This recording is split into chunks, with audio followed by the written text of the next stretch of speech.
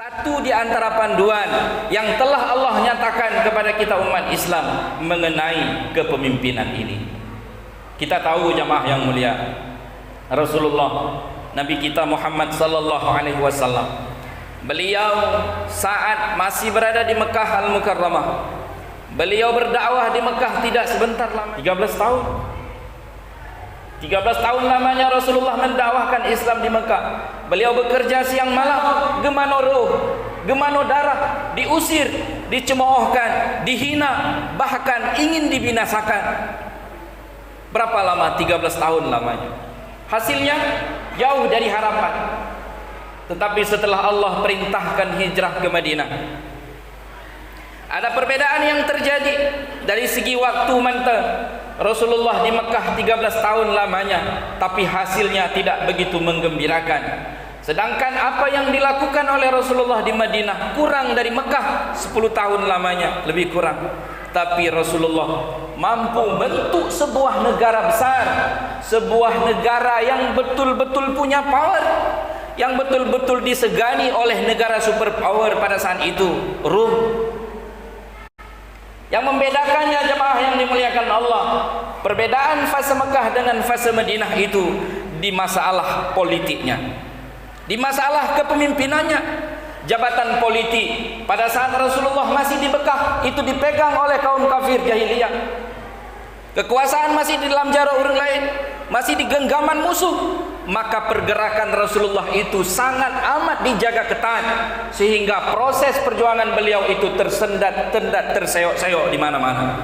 Tapi setelah beliau hijrah ke Madinah, kekuasaan, jabatan politik, kepemimpinan itu di tangan Rasulullah sallallahu alaihi wasallam, sehingga waktu yang dibutuhkan lebih sedikit, hasil yang didapatkan jauh lebih besar. Dari Madinah itulah Islam menguasai 2/3 isi dunia, jamaah yang dimuliakan Allah. Almarhum Muhammad Nasir pernah mengatakan, kata beliau,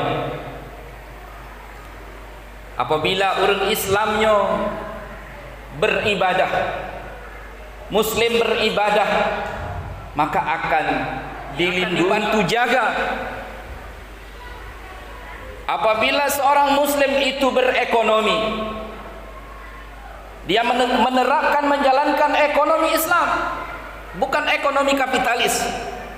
Ekonomi Islam dibangkitkan, semangat meninggalkan riba digaungkan di mana-mana, disiarkan di mana-mana, di mobil ditempel stiker-stiker, tinggalkan riba, ngeri banget dan lain sebagainya. Banyak bahasa-bahasa yang disosialisasikan oleh umat Nabi akhir zaman ini, dipajang di mana-mana, mengajarkan transaksi riba yang mengundang murka Allah. Maka ketahuilah, kata Muhammad Nasir, apabila orang Islam itu berekonomi, maka itu akan diawasi. Kita akan dijaga, kita akan diawasi, begana begini.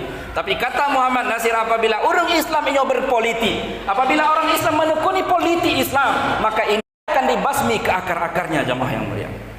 Nyo yang harus dipahami lek gedanya uronyo oleh generasi muda hari ini. Generasi muda Islam hari ini harus faham ini. Kita harus tahu ini. Pilar dakwah pun jamaah yang mulia, pilar dakwah yang paling mendasar itu ada 3. Faktor yang paling mudah untuk menjalankan dakwah adalah dengan faktor kekuasaan politik, dengan kepemimpinan dalam jarak orang Islam. Kita tahu hari ini bagaimana 80 tahun lamanya Islam di Turki berubah menjadi Islam sekuler, tapi hari ini di bawah kepemimpinan Muhammad Recep Tayyip Erdogan kembali Turki bersinar sebagai wajah Islam yang menggembirakan. Al-Quran berbicara, wa idz qala rabbuka lil malaikah, ketahuilah tatkala Allah menyampaikan kepada para malaikat, inni ja'ilun fil ardi khalifah, sesungguhnya saya, kata Allah, saya ini, kata Allah, Tuhanmu menciptakan manusia itu sebagai pemimpin di dunia ini. Khalifah fil ard. Khalifahnya bahasa Arab, bahasa gedanya pemimpin, bahasa gedanya pimpinan, kepala, direktur, CEO, presiden, gubernur, bupati, camat, geci, bahkan kepala keluarga. Inilah khalifah. Inni ja'ilun fil ardi khalifah. Ini harus diketahui oleh pemuda-pemuda Islam. Harus menyiapkan diri anak-anak muda Islam, generasi muda Islam untuk mengemban estafet negeri di masa yang akan datang, untuk membawa negeri ini, Acehnya, ke gerbang kemakmuran yang lebih gede dari Gino. Dan itu tidak akan datang dengan serta-merta. Dia harus dikaderkan, harus disiapkan, harus disemakatkan dari sekarang, jemaah yang mulia. Ada bahasa yang beredar, urun Islam memang hanggebi mo politik. Nyo bahasa yang perlu kita nyo kaji ulang. Kalau hari ini kita tidak memegang kepemimpinan dalam urusan, baik urusan agama atau urusan dunia, maka kita membiarkan orang lain akan memegang tampuk kekuasaan. Politik dalam Islam itu penting. Politik yang sehat itu harus dibangun. Jangan gara-gara untuk mendapatkan kursi kekuasaan. Hubungan antara sesama umat Nabi nyo retak. Ukhuwah Islamiyah nyo harus hancur. Saling hujat sana sini. Kenapa? Karena orang pemain-pemainnya itu lepas daripada kontrol kitabullah Al-Quran Al-Karim. Sudah saatnya hari ini kita orang Islam kembali membuka Al-Quran, mengkaji ulang bagaimana Al-Quran berbicara tentang kepemimpinan ini, bagaimana Rasulullah berbicara tentang pentingnya kepemimpinan dalam kehidupan ini. Lebih baik menjadi harimau 1 jam ketimbang menjadi kambing selamanya. Ini bahasa yang penuh makna, jamaah yang mulia.